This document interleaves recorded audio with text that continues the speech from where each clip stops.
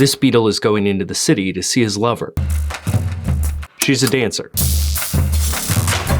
But this 1912 film is not just a staggeringly weird tale of insect infidelity.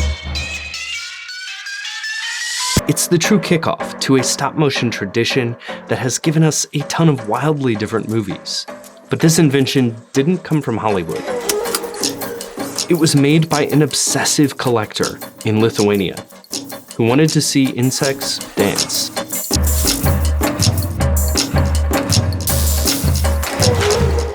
Stop motion is this combination of simplicity and very, very tedious work. An animator arranges objects in poses and takes a picture. You move the object slightly and take another picture. Played successively, it looks like motion. You can tweak the process in a lot of ways. Adding more frames and more precise movements will make for a smoother animation. The potential of this illusion of movement was obvious really quickly, like in 1908's The Sculptor's Nightmare, where busts briefly moved, or A Dream of Toyland, likely from the same year, which made toys come alive. But it took a European collector to elevate it to an art form that changed the movies. Ladislas Starevich was born in Moscow and bounced around the pre-revolution Russian Empire, ending up in Kaunas, a city in modern-day Lithuania, then called Kovno. Some sources say Starevich was a natural history museum director there. Others say he just had a huge insect collection. Either way, he had a problem.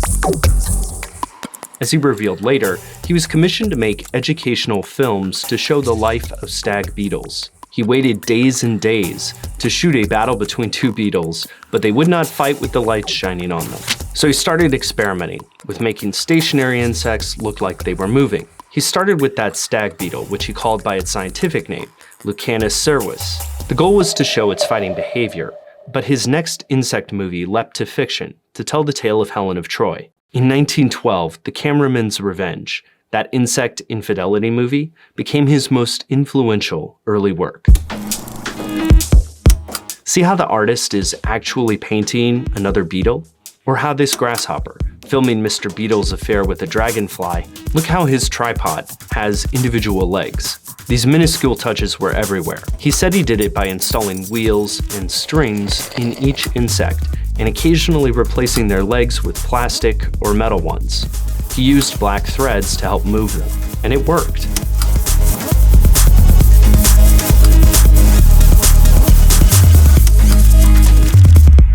After the Russian Revolution, Starevich fled to Paris. He continued making films. By the time he made Frogland, he changed his name from Wladyslaw to Ladislas to make it easier to pronounce in French. He continued to make incredibly influential art with stop motion, because actors always want to have their own way. He had a host of popular films, and stop motion quickly influenced popular art and special effects. Starevich's stop motion inspired the work that was done in King Kong. Terry Gilliam, the director and animator behind the surreal Monty Python stop motion animations, said Starevich's The Mascot was one of the best animated films of all time.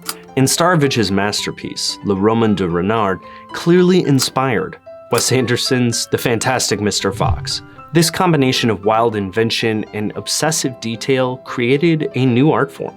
At the end of The Cameraman's Revenge, the grasshopper screens the movie he filmed through a keyhole, the one of Mr. Beetle cheating on his wife. She hits him with an umbrella.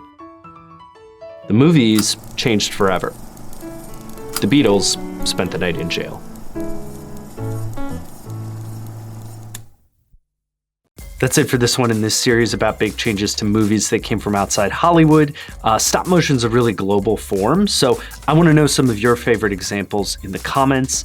I also want to leave you with a testimony to Starevich's work, which is that in some of the early reviews, people were very, very impressed with how well he had trained his beetles to move around. And I honestly don't know if they were joking.